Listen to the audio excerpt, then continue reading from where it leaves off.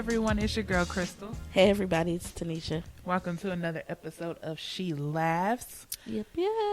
So guys, thanks for sticking it out with us as we've gone through this series of Christianese phrases. We are back with the last and final one, even though we could go on. We most definitely could go on, but yeah, we decided to just end it here because we ain't want y'all to get too mad with us. We know y'all love y'all's phrases. I know it makes your heart all warm and fuzzy, but it keeps you from growing spiritually and having some spiritual maturity. So we gotta get you guys straight because we care about your souls. So, which one we talking about today, T? Dun, dun, dun. I don't even know how to say it. Let me just say it. Just say it. Heaven must have needed another angel. Guys, this one's a big one. Basically dealing or helping people to grieve. And those that believe that when their loved ones pass away, they become angels. Yes. That is not true. And I understand that we say it to, again, help people to grieve, help to give them comfort, but telling a lie is not the way you do it. No. Just be there for them. Show them comfort by listening, maybe hugging, but saying that that's just not how you do it. Yeah. So, yeah, we have to correct you guys. Now, a lot of you actually honestly do think that when a loved one passes, they become an angel. And a lot of you believe that your loved ones are your guardian angels. Mm-hmm. That is also incorrect. The bottom line is humans are humans and angels are angels. Yep. And the two do not meet, meaning they don't change. Don't convert. There is like Transformers. No. It is not interchangeable. It either is or it's not. So let's dive into what angels are. Okay. They're spiritual beings. They have their own will. They have their own emotions. They have intelligence. Mm-hmm. They, in a sense, have personalities. But they are spiritual beings. Their job is, I'm not even going to go through the list of things that they are supposed to do. But they are subject to the will of God. Yes. Same as me. The same as we are. The difference is they do not have God's grace. And they did not experience Christ in a sense of him being their redeemer. And I say that because we all or should know about the fall. Mm-hmm. Where, was it a third? Yes, a third of them. Yes. A third of heaven, meaning a third of the angels, were cast out. Do not pass go. Do not collect $200. Can't come back. That was their final judgment. The difference is God created us with so much love that though we have choice, we still have grace. Yes. And mercy that goes with it. So, no, y'all.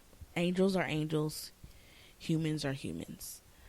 To even go into what happens when you die is literally an entire episode. Mm-hmm. But the two are not one and the same. And you guys really have to understand that and get that. Nowhere in the Bible does it say someone died and became an angel. At all. At all, period. As many references the Bible gives to angels, it does not refer to them in the being or in the sense of having physical bodies. A lot of times when people see angels, they will say it appeared like a man. Yep. But that doesn't mean that it was an actual man. If you get what I'm saying. Yep. So we have to stop saying that. And I've even heard Christians say that like to children. I guess, to comfort them. You guys Yes. find something else to say. Because now that child grows up thinking that mentality, and it's wrong. It's just false. I mean, it's a lie. I don't mean to say it bluntly. It really is. Your intent is to comfort.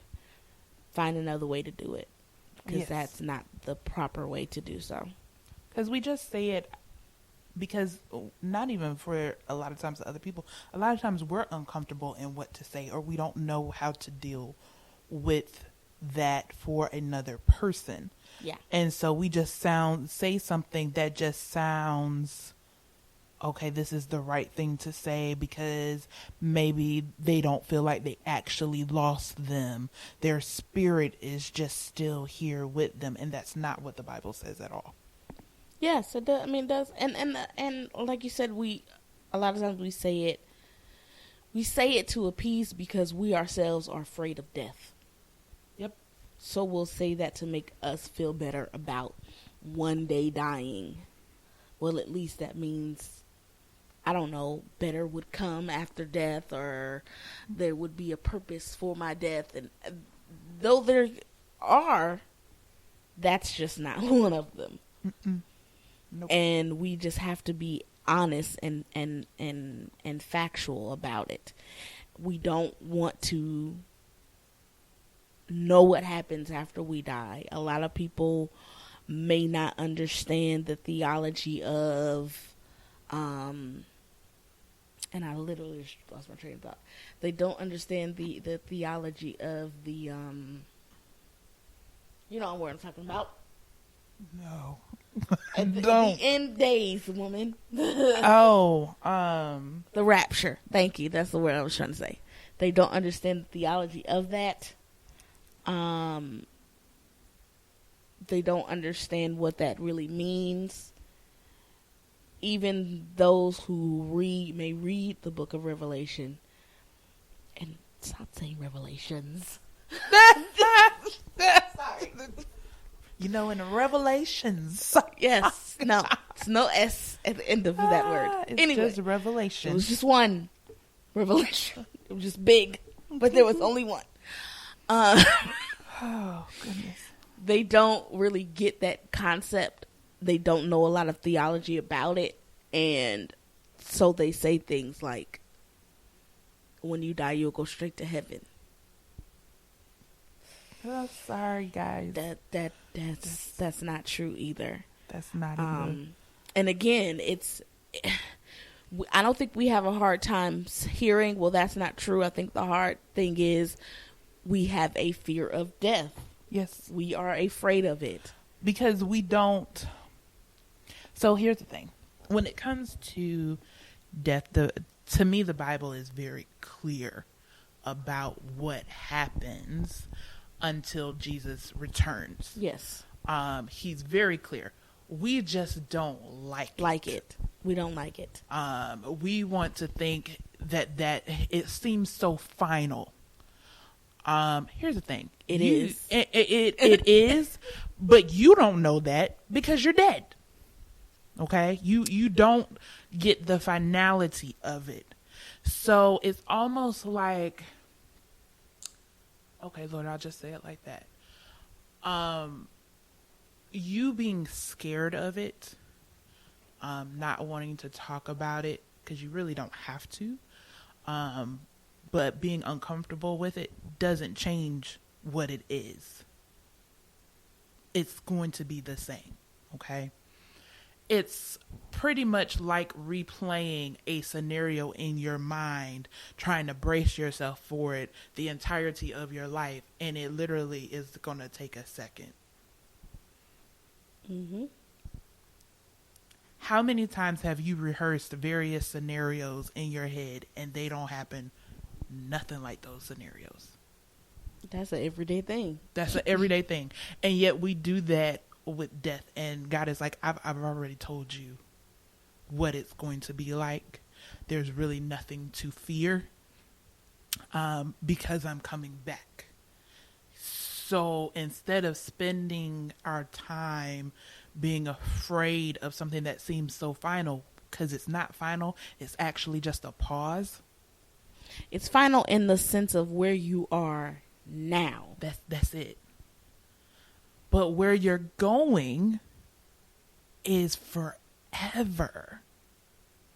There is no finality to that. And I think people, because we don't know where we're going, is kind of like, well, this is all I know. And I don't want this to end. And he's like, but where I have prepared a place for you that's going to top everything that you see now. Everything. So to be scared of it, I get why. But when you start to think of it as this is the final on this, but where I'm going is literally just a pause and what's about to come. You're not going to know. It's like going to sleep. This is a temporary thank you phase or state or level that we're on. This is temporary. And heaven is eternal. This is temporary, no matter how long it may seem. It is temporary because it has an end date. Yes. Now, some of y'all, I'll be honest, and some of my family got mad with me. I literally didn't care, and this is not to sound insensitive. Some people I'm actually rejoicing when they pass. And it's not because I don't love them. It's actually because I do. Because you'll see some people that are in so much pain. Yes. Okay? Where either the enemy is tormenting their body, either due to various demonic spirits, or whether due to just old age and literally their body has shut down. And I'm like, please, Lord, let them go ahead and pass. Don't keep them here to endure this same pain day in and day out for my gratitude and gratification. It's a very selfish thing. He literally says in the Bible that the dead know nothing. They don't feel anything. No. They don't hear anything. They don't experience anything. It is a sleep-like state. They don't know anything that's going on. I would much rather have that for my loved ones than to have them here with me just because I love them. Because here's the thing. You can't love anyone more than he loves them. Period. I don't care how much you just like, oh, I just love them. I can just eat them up. I don't care how much good you want for them. I don't care how much you say, I want the best for them. I just want to see them succeed. Take that and multiply that by 1,000,000.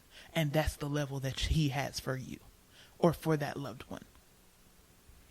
So when he says it's time, it's not to convert them to an angel. No, not at all. Because here's the thing. Angels are not made in his image. Only we were. Okay? That is why, let me tell you something. The enemy is so jealous of us. Those angels that got cast out are so jealous of us. Here's the thing. They have seen what we are going. That's why they attack us and have so much hatred. They know where we're going. They know what they gave up. And they know the fact that we have the same choice that they do, yet it's amplified because of salvation and because of grace. And they didn't have that opportunity. So you got some haters coming after you. And it ain't the ones that you think. Okay? So yes, we have to stop with this whole appeasement attitude to get out of uncomfortability. That's really what it is. Well, I don't want to make them uncomfortable. Why do you have to say anything? Sometimes just being there is enough. That's all you got to do. You don't have to break out a whole theological book or say something to make them feel better. Because guess what? Because if they ask and you don't know, tell them you don't know. But tell them to remember the good times. Yes. Focus on the good times, not where they aren't or where they are, or the fact that you just know they're not here. Mm-hmm. That's it. But these things that you guys say to appease, you can't say them anymore, you guys. You cannot say them anymore. All of these Christianese things have got to stop, because they are doing more harm than good. Yes. They're keeping you blind. They're keeping you in the dark. They're keeping you from being on guard. They are literally lulling you to sleep.